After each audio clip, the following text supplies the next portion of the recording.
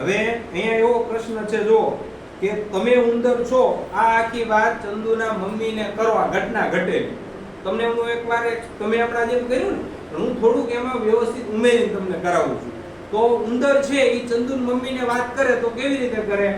તો ઉંદર હવે વાત કરે છે મમ્મીને, હે ચંદુની મમ્મી તમને ખબર છે આ કેવી રીતે થયું? નહીં ને?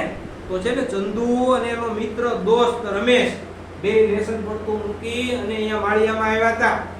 એમાં ઈ ચંદુ છે ને તમારી પાસે દોરી લઈ આવ્યો હતો, એ પપ્પા પાસેથી લુંગી લઈ આવ્યો હતો અને દાદાના ચશ્મામાંથી કાચ કાઢી આવ્યો હતો, કેમ કે એને ફિલ્મ રમવું હતું. ઈ કાચથી લુંગી બાંધી પડદો બાંધી અને માળિયામાં આવી ચંદુ અને રમેશ બે ફિલ્મ રમતા હતા મૂંગી. એક ઘડીક વાર ચંદુ ફિલ્મ પાડતો હતો, ઘડીક વાર રમેશ ફિલ્મ પાડતો હતો. ચંદુ ફિલ્મ પાડે ત્યારે રમેશ જોવે, રમેશ ફિલ્મ પાડે ત્યારે ચંદુ જોવે. અને હું ત્યાં માળિયામાં જતી હો, હા હું માળિયામાં જતી, હું આવું બધું જોતી હતી. અને એક ખૂણામાં બિલાડી છુપાઈને બેઠેલી, ઈ મને જોઈ ગઈ અને બિલાડીએ મને પકડવા ઠેક મારી, કૂદકો માર્યો અને જેવો કૂદકો માર્યો અને હું તો છટકી ગઈ. ઈ બિલાડી સીધી કોની પર પડી? તમારા ચંદુ ઉપર આવી અને ચંદુ ડરી ગયો. એટલો ડરી ગયો કે મોટેથી ચીસ પાડી અને રમેશે ડરી ગયો.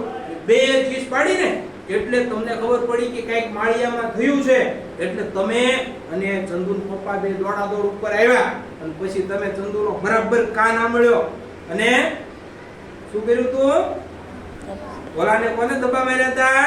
કે હા એ રમેશને તમે ધબ્બા માર્યા, ચંદુડિયાનો કાન આંબળી લીધો. આ બધી વાત મને માળિયામાં ખબર હતી. આવી રીતે ઉંદર છે એ આખી ઘટના છે એ ચંદુના મમ્મીને વર્ણન કરી શકે છે. બરાબર? ચાલો.